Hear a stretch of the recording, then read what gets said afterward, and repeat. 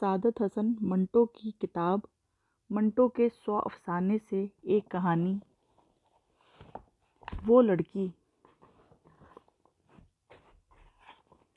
12:15 بج چکے تھے، لیکن دھوپ میں وہی تمازت تھی جو دوپہر کو 12 بجے کے قریب تھی۔ اس نے بالکنی میں آ کر باہر دیکھا تو اسے ایک لڑکی نظر آئی جو بظاہر دھوپ سے بچنے کے لیے ایک سایہ دار درخت کی چھاؤں میں آلتی پالتی مارے بیٹھی تھی۔ اس کا رنگ گہرا سانولا تھا، اتنا سانولا کہ وہ درخت کی چھاؤں کا ایک حصہ معلوم ہوتا تھا۔ سریندر نے جب اس کو دیکھا تو اس نے محسوس کیا کہ وہ اس کی قربت چاہتا ہے، حالانکہ وہ اس موسم میں کسی کی قربت کی بھی خواہش نہ کر سکتا تھا۔ موسم بہت واہیات قسم کا تھا۔ گرمی تھی، 4:15 بج رہے تھے، سورج غروب ہونے کی تیاریاں کر رہا تھا، لیکن موسم نہایت ذلیل تھا۔ پسینہ تھا کہ چھوٹا جا رہا تھا، خدا معلوم کہاں سے مساموں کے ذریعے اتنا پانی نکل رہا تھا۔ سریندر نے کئی مرتبہ غور کیا تھا کہ پانی اس نے زیادہ سے زیادہ 4 گھنٹوں میں صرف 1 گلاس پیا ہوگا، مگر پسینہ بلا مبالغہ 4 گلاس کا نکلا ہوگا۔ آخر یہ کہاں سے آیا؟ جب اس نے لڑکی کو درخت کی چھاؤں میں آلتی پالتی مارے دیکھا تو اس نے سوچا کہ اس دنیا میں سب سے خوش یہی ہے جسے دھوپ کی پرواہ ہے نہ موسم کی۔ سریندر پسینے میں لت پت تھا، اس کی بنیان اس کے جسم کے ساتھ بہت بری طرح چمٹی ہوئی تھی۔ وہ کچھ اس طرح محسوس کر رہا تھا جیسے اس کے بدن پر کسی نے موبل آئل مل دیا ہے، لیکن اس کے باوجود جب اس نے درخت کی چھاؤں میں بیٹھی ہوئی لڑکی کو دیکھا تو اس کے جسم میں یہ خواہش پیدا ہوئی کہ وہ اس کے پسینے کے ساتھ گھل مل جائے، جیسے اس کے مساموں کے اندر داخل ہو جائے۔ آسمان خاکستری تھا، کوئی بھی وثوق سے نہیں کہہ سکتا تھا کہ بادل ہیں یا محض گرد و غبار۔ بہرحال اس گرد و غبار یا بادلوں کے باوجود دھوپ کی جھلک موجود تھی، اور وہ لڑکی بڑے اطمینان سے پیپل کی چھاؤں میں بیٹھی سستا رہی تھی۔ سریندر نے اب کے غور سے اس کی طرف دیکھا۔ اس کا رنگ گہرا سانولا تھا، مگر نقش بہت تیکھے تھے، اس قدر تیکھے کہ وہ سریندر کی آنکھوں میں کئی مرتبہ چبھے۔ مزدور پیشہ لڑکی معلوم ہوتی تھی، یہ بھی ممکن تھا کہ بھکارن ہو، لیکن سریندر اس کے متعلق کوئی فیصلہ نہیں کر سکا تھا۔ اصل میں وہ یہ فیصلہ کر رہا تھا کہ آیا اسے اس لڑکی کو اشارہ کرنا چاہیے یا نہیں۔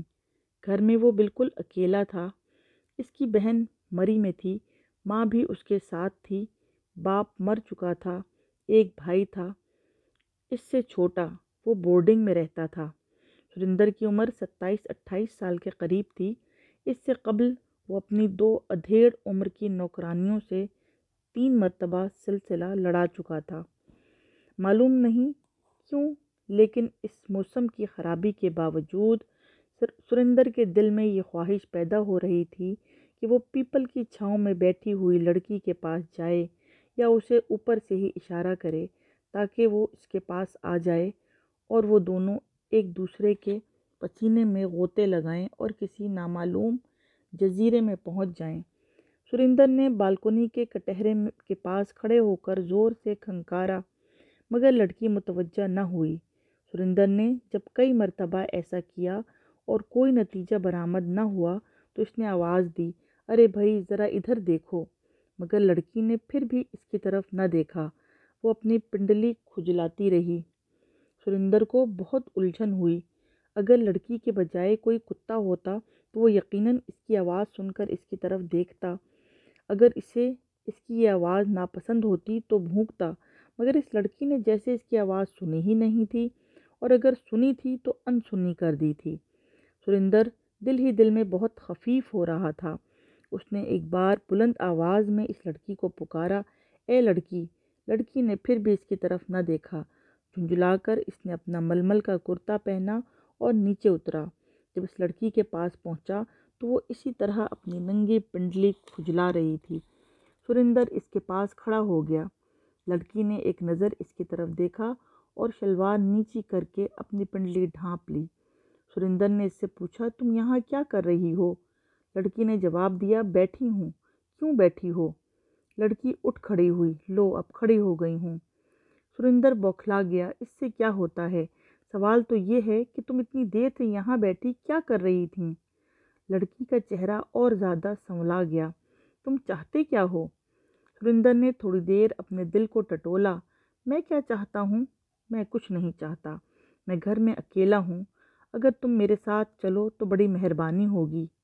لڑکی کے گہرے سانولے ہونٹوں پر عجیب و غریب قسم کی مسکراہٹ نمودار ہوئی۔ مہربانی کاہے کی، چلو۔ اور وہ دونوں چل دیے۔ جب اوپر پہنچے تو لڑکی صوفے کے بجائے فرش پر بیٹھ گئی اور اپنی پنڈلی کھجلانے لگی۔ سریندر اس کے پاس کھڑا سوچتا رہا کہ اسے اب کیا کرنا چاہیے۔ اس نے اسے بڑے غور سے دیکھا۔ وہ خوبصورت نہیں تھی، لیکن اس میں وہ تمام قوسیں اور وہ تمام خطوط موجود تھے جو ایک جوان لڑکی میں موجود ہوتے ہیں۔ اس کے کپڑے میلے تھے، لیکن اس کے باوجود اس کا مضبوط جسم اس کے اندر سے جھانک رہا تھا۔ سریندر نے اس سے کہا، یہاں کیوں بیٹھی ہو؟ ادھر صوفے پر بیٹھ جاؤ۔ لڑکی نے جواب میں صرف اس قدر کہا، نہیں۔ سریندر اس کے پاس فرش پر بیٹھ گیا۔ تمہاری مرضی۔ لو اب یہ بتاؤ کہ تم کون ہو اور درخت کے نیچے تم اتنی دیر سے کیوں بیٹھی تھیں؟ میں کون ہوں اور درخت کے نیچے میں کیوں بیٹھی تھی؟ اس سے تمہیں کوئی مطلب نہیں۔ لڑکی نے یہ کہہ کر اپنی شلوار کا پائچہ نیچے کر لیا اور پنڈلی کھجلانا بند کر دی۔ سریندر اس وقت لڑکی کی جوانی کے متعلق سوچ رہا تھا۔ وہ اس کا اور ان دو ادھیڑ عمر نوکرانیوں کا مقابلہ کر رہا تھا جن سے اس کا 2-3 مرتبہ سلسلہ ہو چکا تھا۔ وہ محسوس کر رہا تھا کہ وہ اس لڑکی کے مقابلے میں ڈھیلی ڈھالی تھیں، جیسے برسوں کی استعمال کی ہوئی سائیکلیں، لیکن اس کا ہر پرزہ اپنی جگہ پر کسا ہوا تھا۔ سریندر نے ان ادھیڑ عمر کی نوکرانیوں سے اپنی طرف سے کوئی کوشش نہیں کی تھی۔ وہ خود اس کو کھینچ کر اپنی کوٹھریوں میں لے جاتی تھیں، مگر سریندر اب محسوس کرتا تھا کہ یہ سلسلہ اس کو اب خود کرنا پڑے گا، حالانکہ وہ اس کی تکنیک سے قطعاً ناواقف تھا۔ بہرحال اس نے اپنے ایک بازو کو تیار کیا اور اسے لڑکی کی کمر میں حمائل کر دیا۔ لڑکی نے ایک زور کا جھٹکا دیا۔ ارے یہ کیا تم کر رہے ہو؟ سریندر ایک بار پھر بوکھلا گیا۔ میں کچھ بھی نہیں۔ لڑکی کے گہرے سانولے ہونٹوں پر عجیب قسم کی مسکراہٹ نمودار ہوئی۔ آرام سے بیٹھے رہو۔ سریندر آرام سے بیٹھ گیا، مگر اس کے سینے میں ہلچل اور زیادہ بڑھ گئی۔ چنانچہ اس نے ہمت سے کام لے کر لڑکی کو پکڑ کر اپنے سینے کے ساتھ بھینچ لیا۔ لڑکی نے بہت ہاتھ پاؤں مارے، مگر سریندر کی گرفت بہت مضبوط تھی۔ وہ فرش پر چت گر پڑی۔ سریندر اس کے اوپر تھا۔ اس نے دھڑا دھڑ اس کے گہرے سانولے۔ لڑکی بے بس تھی۔ سریندر کا بوجھ اتنا تھا کہ وہ اسے اٹھا کر پھینک نہیں سکتی تھی۔ جذبۂ مجبوری وہ اس کے بوجھل برداشت کرتی رہی۔ سریندر نے یہ سمجھا کہ وہ رام ہو گئی ہے، چنانچہ اس نے مزید رازدستی شروع کر دی۔ وہ خاموش رہی، ہاتھ پاؤں چلانے بند کر دیے۔ ایسا معلوم ہوتا تھا کہ اس نے مدافعت کو اب فضول سمجھا ہے۔ سریندر کو اب یقین ہو گیا تھا کہ میدان اس کے ہاتھ میں رہے گا، چنانچہ اس نے رازدستی چھوڑ دی اور اس سے کہا، چلو آؤ لیٹتے ہیں۔ لڑکی اٹھی اور اس کے ساتھ چل دی۔ دونوں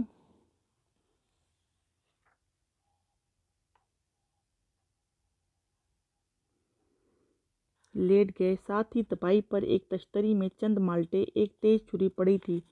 لڑکی نے ایک مالٹا اٹھایا اور سریندر سے پوچھا، میں کھا لوں؟ ہاں ہاں، ایک نہیں، سب کھا لو۔ سریندر نے چھری اٹھائی اور مالٹا چھیلنے لگا، مگر لڑکی نے اس سے دونوں چیزیں لے لیں۔ میں خود چھیلوں گی۔ اس نے بڑی نفاست سے مالٹا چھیلا، اس کے چھلکے اتارے، پھانکوں پر سے سفید سفید جھلی ہٹائی، پھر پھانکیں علیحدہ کیں۔ ایک پھانک سریندر کو دی، دوسری اپنے منہ میں ڈالی اور مزے لیتے ہوئے پوچھا، تمہارے پاس پستول ہے؟ سریندر نے جواب دیا، ہاں، تمہیں کیا کرنا ہے؟ لڑکی کے گہرے سانولے ہونٹوں پر پھر وہی عجیب و غریب مسکراہٹ نمودار ہوئی۔ میں نے ایسے ہی پوچھا تھا۔ تم جانتے ہو نا کہ آج کل ہندو مسلم فساد ہو رہے ہیں۔ سریندر نے دوسرا مالٹا تشتری سے اٹھایا۔ آج سے ہو رہے ہیں، بہت دنوں سے ہو رہے ہیں۔ میں اپنے پستول سے 4 مسلمان مار چکا ہوں، بڑے خونی قسم کے۔ سچ، یہ کہہ کر لڑکی اٹھ کھڑی ہوئی۔ مجھے ذرا وہ پستول تو دکھانا۔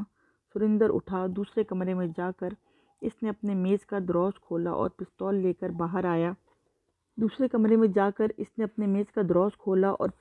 کر باہر آیا۔ یہ لو، لیکن ٹھہرو۔ اس نے پستول کا سیفٹی کیچ ٹھیک کر دیا کیونکہ اس میں گولیاں بھری ہوئی تھیں۔ لڑکی نے پستول پکڑا اور سریندر سے کہا، میں بھی آج ایک مسلمان ماروں گی۔ یہ کہہ کر اس نے سیفٹی کیچ کو ایک طرف کیا اور سریندر پر پستول داغ دیا۔ وہ فرش پر گر پڑا اور جان کنی کی حالت میں کراہنے لگا، یہ تم نے کیا کیا؟ لڑکی کے گہرے سانولے ہونٹوں پر مسکراہٹ نمودار ہوئی۔ وہ 4 مسلمان جو تم نے مارے تھے، ان میں میرا باپ بھی تھا۔